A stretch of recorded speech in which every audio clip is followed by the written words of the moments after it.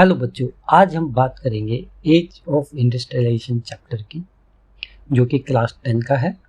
देखो, इंडस्ट्रियलाइजेशन क्या है? इंडस्ट्रियलाइजेशन एक प्रोसेस है जिसमें कृषि यानी कि अग्रेरियन और क्राफ्ट बेस्ड इकोनॉमीज शिफ्ट हुई किसमें? फैक्ट्रीज और मास प्रोडक्शन की तरफ। इस मशीनीकरण को इंडस्ट्रियलाइजेशन कहा गया। मतलब पहले जो काम हाथों से, शारीरिक लेबर और हाथों की कारीगरी से हो रहे थे, इंडस्ट्रियलाइजेशन के कारण वही काम अब मशीनों से हो रहे थे। We see this industrialization as progress and modernity. इससे क्या हुआ? एफिशिएंसी बहुत बढ़ गई, टेक्नोलॉजी का एडवांसमेंट हुआ। पहले जो काम कई दिनों और महीनों में होता था, इंडस्ट्रियलाइजेशन के कारण वही काम कम दिन और कुछ ही घंटों में होने लगे। इससे लोगों का लिविंग स्टैंडर्ड भी बढ़ गया। जैसे इकोनॉमिक ग्रोथ हुई, इंडस्ट्रियलाइजेशन प्रोडक्शन बढ़ गया। जैसे इंडस्ट्रीज बढ़ी, उससे लोगों को जॉब भी मिली। इंडस्ट्री और फैक्ट्रीज को काम करने वाले लोगों की ज़रूरत थी। लोगों को काम मिला, एम्प्लॉयमेंट मिला, इससे उनका इनकम लेवल बढ़ गया।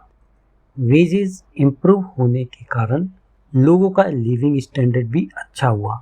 ज़्यादा सैलरी से वह अपने लिए अच्छा खाना और अच्छा मकान बना सकते थे, अपनी ज़रूरत के सारे सामान खरीद सकते थे। अल्टीमेटली क्या हुआ कि उनका लिविंग स्टैंडर्ड बढ़ गया। इंडस्ट्रियलाइजेशन एक तरीके से टेक्नोलॉजिकल ट्रिम्फ था। ये टेक्नोलॉजी की जीत थी। क्यों? सारा इंडस्ट्रियलाइजेशन टेक्नोलॉजी पे बेस्ड था, मशीनों पे बेस्ड था। इंडस्ट्रियलाइजेशन अपने साथ टेक्नोलॉजी लेकर आया। मशीन का आविष्कार, इन्वेंशन ही टेक्नोलॉजी का एडवांसमेंट था। मशीन्स के कारण ही इंडस्ट्रियल रिवॉल्यूशन हुआ। तेजी से मास प्रोडक्शन होने लगा। जैसे कि स्टीम इंजन एक मशीन थी which was invented by James Watt. इस मशीन के कारण ही ट्रांसपोर्टेशन ईजी हुआ, क्योंकि इंजन के साथ व्हीकल्स बनने लगे, जिससे लोग एक जगह से दूसरी जगह इजीली आ जा सकते थे। और इसी इंजन ने लोकोमोटिव यानी कि रेलवे और शिप ट्रांसपोर्ट की फाउंडेशन तैयार की। अगर इंजन नहीं होता तो गाड़ियां, रेल और शिप्स कैसे चल पाते? रेलवे के कंस्ट्रक्शन के कारण डिस्टेंट रीजन कनेक्टेड हो गए थे। जो जगह दूर थी, रेल से वहां जाना आसान हो गया। इससे क्या हुआ? ट्रेड और ट्रेवल को बढ़ावा मिला। इसलिए हम ये कह सकते हैं कि इंडस्ट्रियलाइजेशन टेक्नोलॉजी की जीत थी। इकोनॉमिक ग्रोथ, इंडस्ट्रियलाइजेशन के कारण इकोनॉमिक ग्रोथ और डेवलपमेंट होता है। मार्केट और इंडस्ट्री के एक्सपेंशन से इकोनॉमिक ग्रोथ होता है। इंडस्ट्रीज के बढ़ने से एम्प्लॉयमेंट की अपॉर्चुनिटीज़ बढ़ती है और लिविंग स्टैंडर्ड बढ़ जाता है। आप एक एग्जांपल जापान का ले सकते हैं। वर्ल्ड वॉर 2 के बाद क्या हुआ? जब जापान तबाह हो गया था, तो जापान ने इंडस्ट्रियलाइजेशन अडॉप्ट किया और ऑटोमेटिव इंडस्ट्री जैसे कि टोयोटा और होंडा की गाड़ियों की मैन्युफैक्चरिंग शुरू की। इलेक्ट्रॉनिक इंडस्ट्री जैसे सोनी और पैनासोनिक के आइटम का मास प्रोडक्शन किया गया। इससे क्या हुआ? तबाह हो चुके जापान की इकोनॉमी ने फिर से ग्रोथ की। तो इस तरीके से इंडस्ट्रियलाइजेशन इकोनॉमिक ग्रोथ में सहायता करता है, हेल्प करता है। अब देखिए, इंडस्ट्रियलाइजेशन से सोशल ट्रांसफॉर्मेशन भी होते हैं। इंडस्ट्रियलाइजेशन से सोशल रिजल्ट्स भी देखे गए। सबसे पहले जो सोशल विजिबल इफेक्ट था वह अर्बेनाइजेशन था। लोग रूरल एरिया से एम्प्लॉयमेंट अपॉर्चुनिटी मिलने के कारण सिटी में शिफ्ट होने लगे। सेकंड, सोशल स्ट्रक्चर में चेंजेज हुए। बड़ी फैमिली भी अब न्यूक्लियर फैमिली में बदलने लगी, यानी कि एकल परिवार बढ़ने लगे। ये सोशल ट्रांसफॉर्मेशन था। पहले लोग संयुक्त परिवार में रहते थे, लेकिन लोगों के इधर उधर जाने से क्या हुआ, एकल परिवार बढ़ने लगे। लेबर रिलेशन, अब इसको समझते हैं कि इंडस्ट्रीज में काम करने वाले लेबर आपस में इंटरैक्ट करने लगे। लेबर घरों से काम ना करके अब फैक्ट्री में एक छत के नीचे एक ही जगह काम कर रहे थे। इससे क्या हुआ, उनका आपस में इंटरैक्शन बढ़ने लगा। अब वह क्या डिस्कस कर रहे थे, अपनी वर्किंग कंडीशंस को नेगोशिएट कर रहे थे एक दूसरे से। लेबर्स यूनियन बनने लगी। अब क्या था, वेजेस के लिए, वर्किंग कंडीशन के लिए और वर्किंग आवर के लिए जो पहले 12 या 14 घंटे होते थे उसको कम करने के लिए आवाज़ें उठने लगी। इस तरह से लोगों की सोशल लाइफ में ट्रांसफॉर्मेशन होने लगा। इन्वायरमेंटल एंड सेंट्रल एप्लीकेशंस को समझते हैं। इंडस्ट्रीज के इतने फायदे होने के बावजूद इंडस्ट्रीज से इन्वायरमेंटल कंसर्न्स होने लगे। इंडस्ट्रीज के बढ़ने से पॉल्यूशन का लेवल भी बढ़ा और रिसोर्सेज हमारे घट गए। इंडस्ट्रियल ट्रेड कल्चर और वे ऑफ लाइफ डिस्टर्ब हुई। संयुक्त परिवार से एकल परिवार की परंपरा बढ़ी। फास्ट फूड हैबिट चेंज हो गई। लोग अब क्या करते हैं, फास्ट फूड की तरफ डाइवर्ट हो रहे हैं, जिससे हमारी जो हेल्थ है वह डिटेरियोरेट हो रही है, नष्ट हो रही है।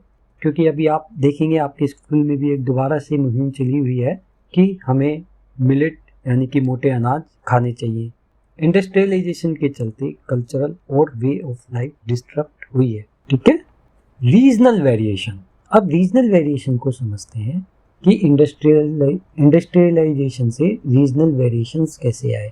इंडस्ट्रियलाइजेशन पूरी कंट्री में देखो एक जैसा नहीं है, कहीं इंडस्ट्री ज़्यादा है तो कहीं कम है। इसके पीछे कई रीजंस हैं।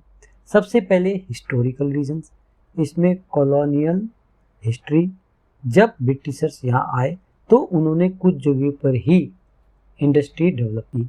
पॉलिटिकल स्टेबिलिटी, इकोनॉमिक सिस्टम, अब देखो जहाँ लीडर चाहते हैं उसी स्टेट में इन्वेस्टमेंट ज़्यादा होता है, इंडस्ट्री वहीं स्टेब्लिश होती है। इकोनॉमिक सिस्टम, जहाँ मार्केट होती है इंडस्ट्री वहीं ज़्यादा होती है।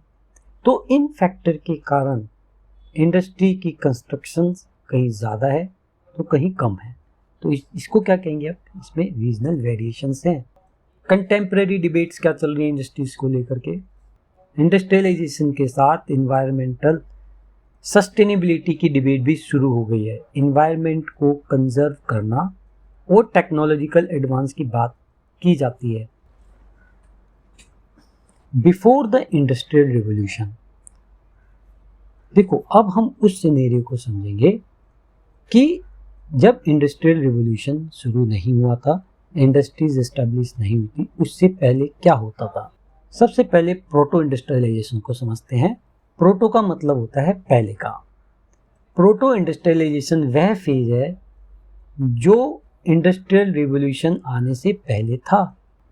इंडस्ट्री आने से पहले प्रोडक्शन हो रहा था, लेकिन ये प्रोडक्शन मशीन और फैक्ट्री पर डिपेंड नहीं था।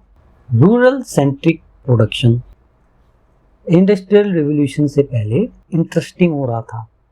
वह इंटरेस्टिंग क्या था, वह था पीपल फ्रॉम यूरोपियन टाउन्स, जो यूरोप के टाउन्स के लोग थे वे कंट्री साइड की तरफ मूव कर रहे थे।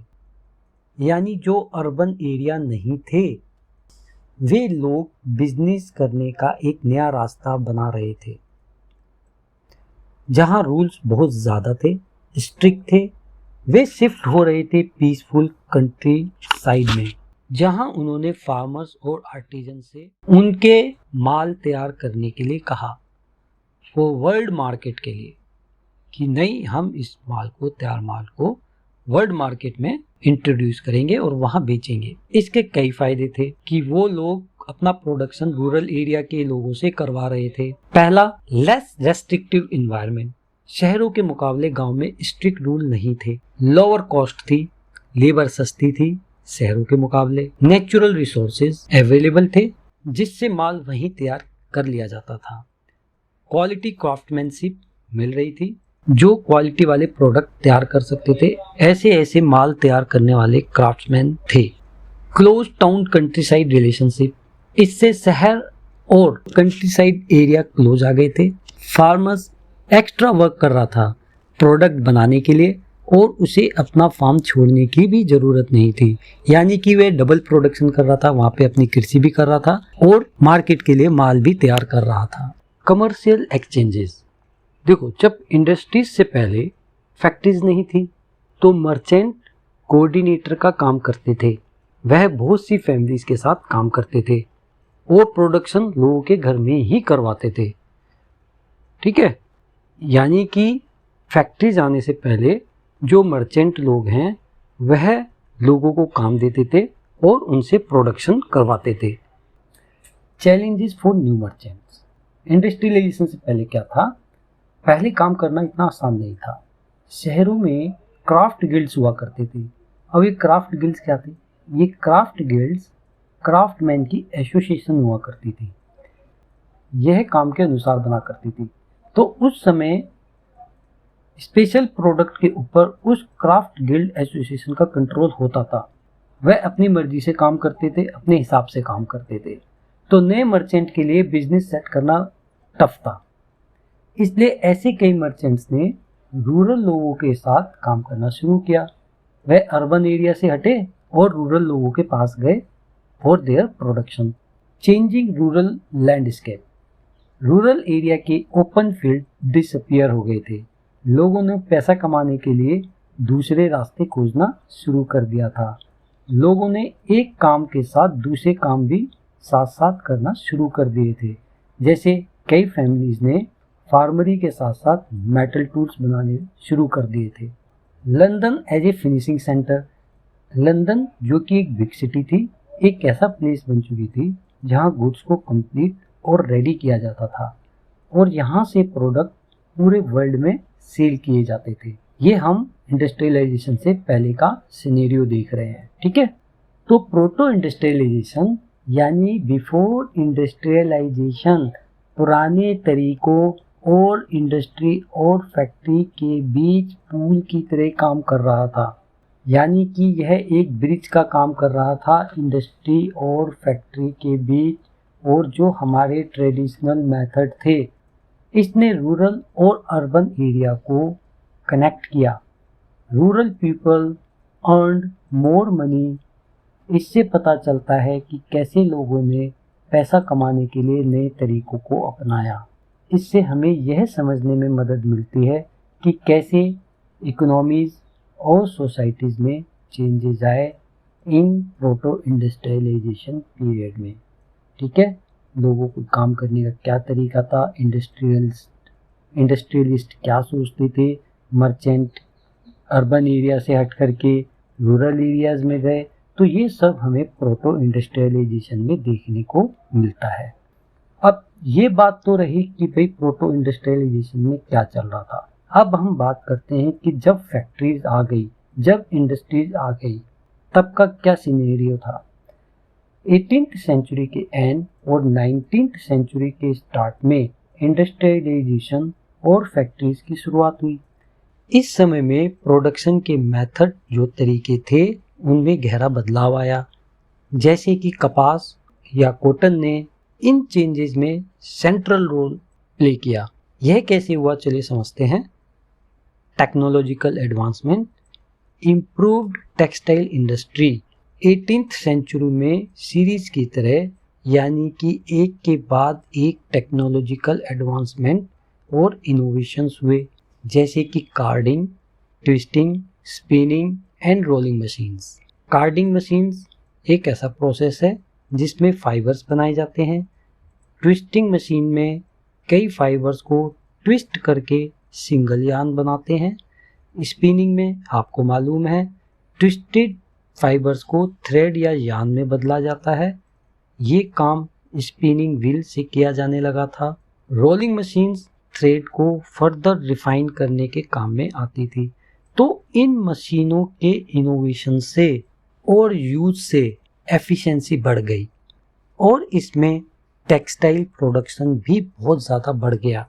टेक्नोलॉजिकल एडवांसमेंट से हायर क्वालिटी प्रोडक्ट्स तैयार होने लगे। तो इससे क्या हुआ, ना केवल प्रोडक्टिविटी बढ़ गई यानी कपड़ों का प्रोडक्शन बढ़ गया और इकोनॉमिक ग्रोथ जॉब क्रिएशन भी हुआ। ये हम फैक्ट्रीज आने के बाद की बात कर रहे हैं, ठीक है।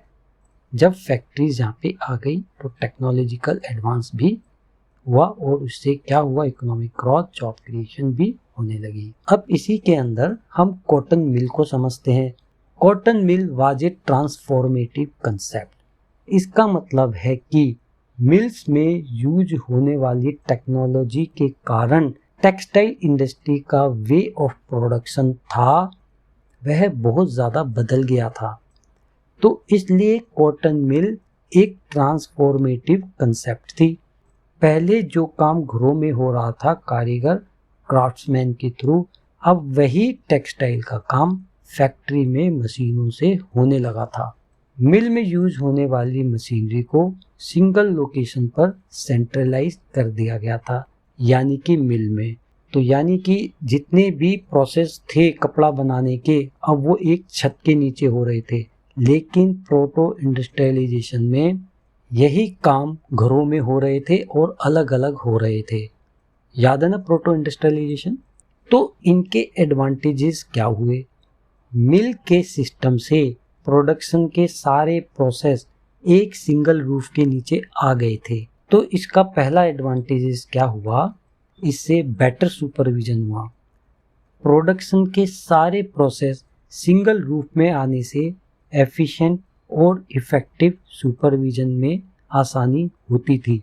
डिसेंट्रलाइज सिस्टम में जब प्रोडक्शन घरों में हो रहा था, कॉटेज इंडस्ट्री की तरह, यानी कि घरों में प्रोडक्शन हो रहा था, उसमें सुपरविजन कर पाना मुश्किल काम था। घर घर जाकर कौन क्या कर रहा है, कैसे कर रहा है, कितना प्रोडक्शन कर रहा है, अपने आप में सुपरवाइज करना एक चैलेंजिंग वर्क था। लेकिन मिल में सेंट्रलाइज मशीनरी के कारण, सारे प्रोसेस एक जगह होने के कारण अब ये काम आसान हो गया था। दूसरा एडवांटेज था क्वालिटी कंट्रोल। मिल से सारे प्रोडक्शन प्रोसेस एक रूफ के नीचे होने के कारण क्वालिटी स्टैंडर्ड मेंटेन करना इजी हो गया था, जिसमें हायर क्वालिटी टेक्सटाइल तैयार हो रहे थे। लेबर रेगुलेशंस, लेबर को डिसिप्लिन में रखा जा सकता था। जब सारे लोग एक रूफ के नीचे, यानी एक छत के नीचे एक मिल के अंदर काम कर रहे थे, तो उनको डिसिप्लिन में रखना आसान हो गया था। ट्रेडिशनल प्रोडक्शन में ऐसा कर पाना संभव नहीं था, क्योंकि उनको घर घर जाके चेक करना, वो उनको डिसिप्लिन में रख पाना यह संभव नहीं था। तीसरा जो इम्पोर्टेंट फैक्ट्री आने के बाद इम्पैक्ट हुआ वह था इंक्रीजिंग विजिबिलिटी ऑफ फैक्ट्रीज।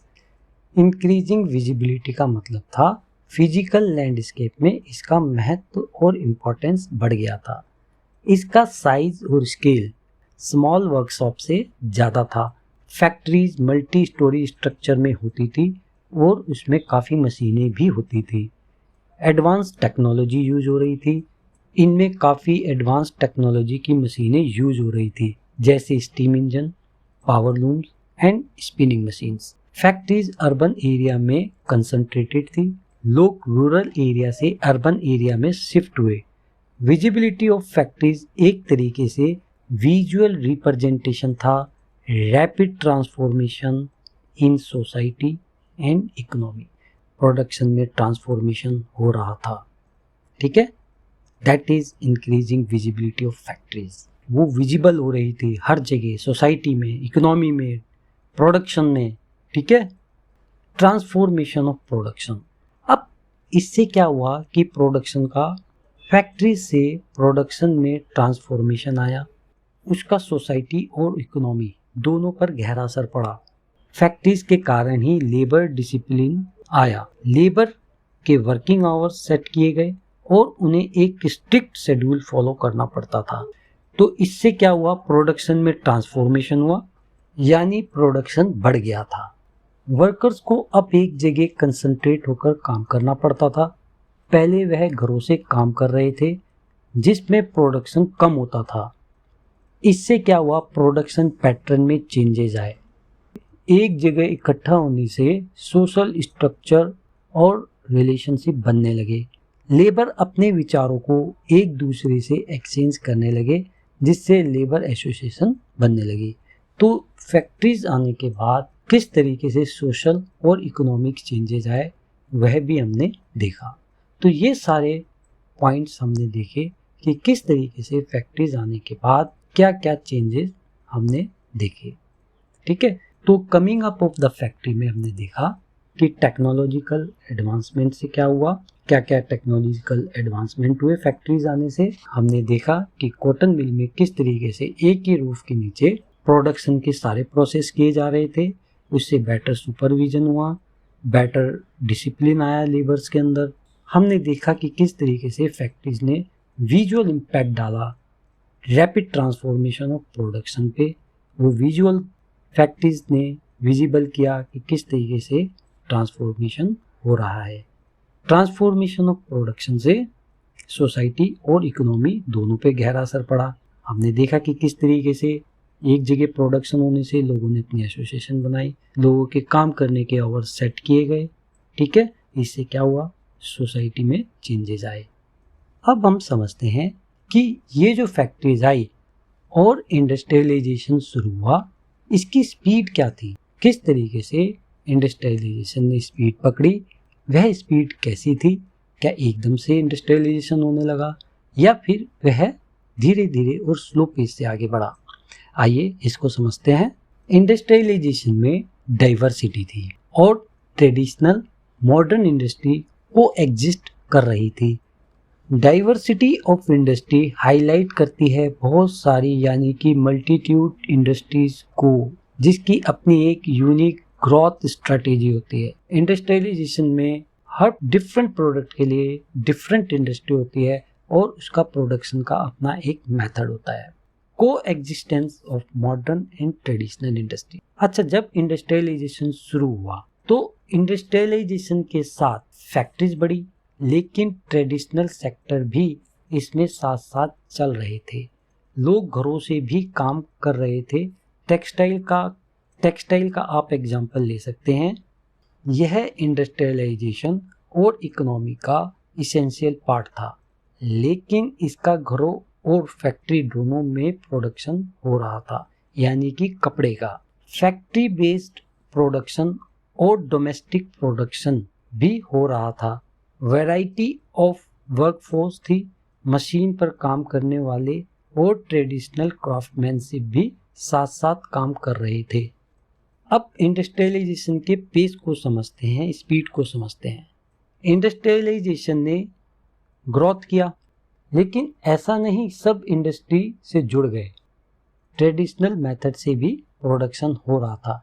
अगर हम इसको कनेक्ट करें फैक्ट्री के पेस से, स्पीड से, तो इसका मतलब है कि फैक्ट्रीज के इस्टेब्लिश होने की जो स्पीड थी कम थी, क्योंकि जो प्रोडक्शन है वह ट्रेडिशनल मेथड से भी हो रहा था। पेस ऑफ इंडस्ट्रियलाइजेशन के बारे में बात कर रहे हैं, तो ऐसा नहीं था कि ट्रेडिशनल सेक्टर में इनोवेशंस नहीं हुए या उसमें स्टैग्नेशन आ गया या उनके थ्रू जो प्रोडक्शन हो रहा था वह रुक गया। ट्रेडिशनल मेथड में भी इनोवेशंस हुए, इंक्रीमेंटल इनोवेशंस हुए। Food processing, construction, pottery, glass work, furniture making, जो ट्रेडिशनल काम हो रहा था, चाहे उनमें स्मॉल इम्प्रूवमेंट हुए, लेकिन वह सिग्निफिकेंट थे, महत्वपूर्ण थे। जैसे फूड प्रोसेसिंग में प्रिजर्विंग टेक्नोलॉजी और पैकेजिंग शुरू हुई। कंस्ट्रक्शन में बेटर टूल्स और बेटर मेथड इस्तेमाल किए गए। पोर्ट्री और ग्लास वर्क में ग्लेजिंग या फायरिंग प्रोसेस शुरू हुआ। फर्नीचर मेकिंग में इंट्रिकेट यानी कि कॉम्प्लेक्स डिजाइन बनाए गए। तो इससे क्या था कि ट्रेडिशनल सेक्टर की प्रोडक्टिविटी में ग्रोथ हुई। ऐसा नहीं है कि एकदम से इंडस्ट्रियलाइजेशन ने या फैक्ट्रीज ने बहुत तेजी से ग्रोथ किया, यानी कि जो काम था वह ट्रेडिशनल मेथड से भी हो रहा था। Slow pace of technological changes. Industrialization से टेक्नोलॉजिकल चेंजेस आए, वे यूनिफॉर्म नहीं थे। नई टेक्नोलॉजी यूज करने में कई दिक्कतें थी, जैसे हाई कॉस्ट मशीन रिलायबल नहीं थी, कॉशियस इंडस्ट्रियलिस्ट नहीं थे, यानी कि जो कॉशियस इंडस्ट्रियलिस्ट थे वे नहीं थे, कुछ सेक्टर्स ने टेक्नोलॉजी को अडॉप्ट किया, कुछ ने अडॉप्ट नहीं किया। और ट्रेडिशनल मेथड से प्रोडक्शन में रिलायबिलिटी थी और अफोर्डेबिलिटी भी थी, क्योंकि ट्रेडिशनल वर्क करने वाले सस्ते थे, लेकिन मशीन पर काम करने वाले लोग ज़्यादा पैसे में काम करते थे। इस तरह हम समझ सकते हैं कि सबने टेक्नोलॉजिकल एडवांसमेंट को अडॉप्ट नहीं किया, यानी कि जो फैक्ट्रीज का जो पेस था बढ़ने का, जो स्पीड थी, वह स्लो थी। टेक्नोलॉजिकल एडवांसमेंट के पेस को या स्पीड को आप इस बार ग्राफ के थ्रू समझ सकते हैं कि पूरे इंग्लैंड में केवल 321 यानी कि 321 स्टीम इंजन यूज किए जा रहे थे, जिसमें से कॉटन फैक्ट्री में 80, वुल इंडस्ट्री में 9, माइनिंग, कैनाल, आयरन में 100 यूज हो रही थी। तो इससे आप समझ गए होंगे कि टेक्नोलॉजिकल पेस जो था या फैक्ट्रीज की जो स्पीड थी वह स्लो थी। परसिस्टेंस ऑफ ट्रेडिशनल वर्कर्स के बारे में हिस्टोरियन ने, जो कि हिस्ट्री लिख रहे थे, अपनी कॉमन बिलीफ को चेंज कर दिया था कि एक्सपर्ट वर्कर या टिपिकल वर्कर केवल मशीन ऑपरेटर ही थे, लेकिन ऐसा नहीं था। उनकी थॉट के पीछे दो रीजन रहे। एक तो ट्रेडिशनल वर्कर, हिस्टोरियन ने पाया कि ज़्यादातर जो वर्कर थे वे मशीन ऑपरेटर नहीं थे, वे क्राफ्ट पर्सन थे जो हाथों से काम कर रहे थे। Second, limited representation in advanced industrial sector. Factories की रैपिड ग्रोथ के बावजूद कुछ ही वर्कर, लगभग 20% worker were employed in factories. Workforce का फैक्ट्रीज में कम नंबर में जाना यह शो करता है कि ट्रेडिशनल मेथड से मॉडर्न इंडस्ट्रियलाइजेशन की तरफ जो ट्रांजिशन था वह स्लो था, यानी कि इंडस्ट्रियलाइजेशन स्लो पेस से बढ़ रहा था। Hand labour and steam power. पहले हम समझते हैं कि ये दोनों कैसे इंटरकनेक्टेड हैं, वो इसमें क्या कहा जा रहा है। विक्टोरियन ईरा यानी कि इंडस्ट्रियलाइजेशन के पीरियड में मशीन के साथ साथ हैंड लेबर यानी कि मैन पावर और क्राफ्ट पर्सन को एग्जिस्ट कर रहे थे। ऐसा नहीं है कि मशीन्स के आने के बाद हैंड लेबर यानी कि जो क्राफ्ट पर्सन थे, जो मशीन से प्रोडक्शन नहीं करते थे, उनकी इम्पोर्टेंस ख़त्म हो गई थी। इंडस्ट्रियलाइजेशन या कह सकते हैं मशीनी पीरियड में कुछ फैक्टर के कारण हैंड लेबर की इम्पोर्टेंस बनी हुई थी। इसमें थे seasonal industry, demand for skilled labour to produce certain intricate यानी कि कॉम्प्लेक्स डिजाइन्स, जो कि मशीनों के थ्रू बनाना संभव नहीं था, जिसके कारण इंडस्ट्रियलिस्ट प्रिफेयर कर रहे थे हैंड लेबर को, जिसके कारण मशीन के साथ साथ हैंड लेबर का भी इम्पोर्टेंस बना हुआ था। चलिए इसको डिटेल में समझते हैं। विक्टोरियन ईरा इन ब्रिटेन 1837 से 1901 का जो पीरियड है या क्वीन विक्टोरिया का रेन था, जब क्वीन विक्टोरिया का शासन था, इस पीरियड में इंडस्ट्रियलाइजेशन शुरू हुआ, जिसको कैरेक्टराइज किया जाता है विक्टोरिया ईरा इन ब्रिटेन, जिसका इनडायरेक्टली मतलब हुआ इंडस्ट्रियलाइजेशन पीरियड। इसी समय में ह्यूमन लेबर और स्टीम पावर में इंटरप्ले हो रहा था, यानी कि इन दोनों के बीच में इंटरेक्शन रिलेशनशिप हो रहा था। कैसे हो रहा था वह समझिए। अबंडेंट ह्यूमन लेबर, इस समय लेबर बड़ी संख्या में अवेलेबल थी। जो जॉब सीकर्स थे, जो जॉब चाहते थे, अर्बन एरिया में आ गए।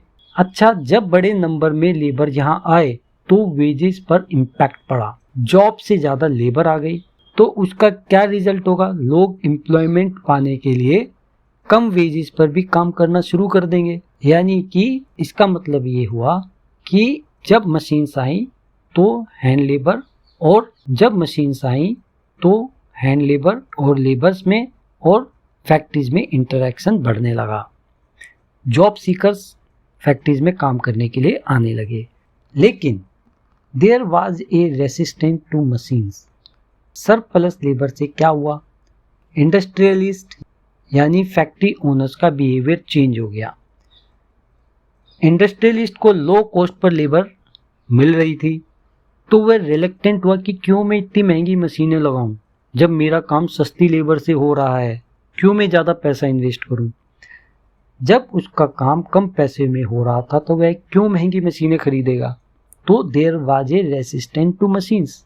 Seasonal demand for labour, labour की जो डिमांड थी वह सीजनल थी। फॉर एग्जाम्पल गैस वर्क्स और ब्रीवरीज ठंड के अंदर एक्टिव रहती थी due to weather related factors. जैसे ठंड के अंदर घर को हीट करने के लिए गैस चाहिए, और यूरोपियन कंट्रीज में जहाँ क्लाइमेट कोल्ड रहता है, वार्मिंग बिवरेजेस जैसे बियर, कॉफ़ी, विस्की, इनकी डिमांड बढ़ जाती थी।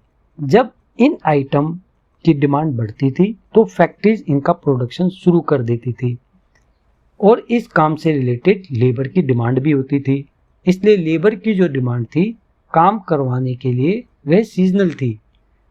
इस प्रकार की इंडस्ट्रीज में industrialist usually preferred hand labour for the season, क्योंकि इसमें फ्लेक्सिबिलिटी थी।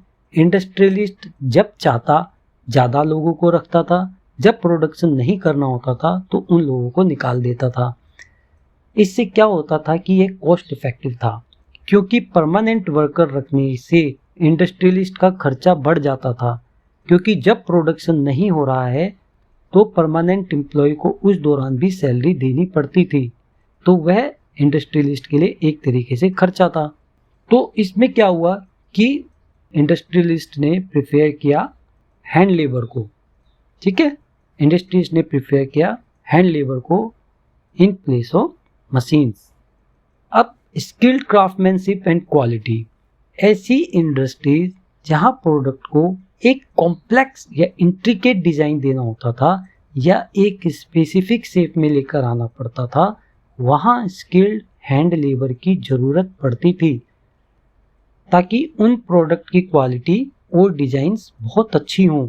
ब्रिटेन में 500 वैरायटी की हैमर्स और 45 एक्सिस की वैरायटी प्रोड्यूस की जाती थी, जो कि ह्यूमन स्किल के थ्रू प्रोड्यूस की जाती थी, ना कि मैकेनिकल टेक्नोलॉजी के थ्रू, क्योंकि मशीन से वह क्वालिटी नहीं आ पाती थी।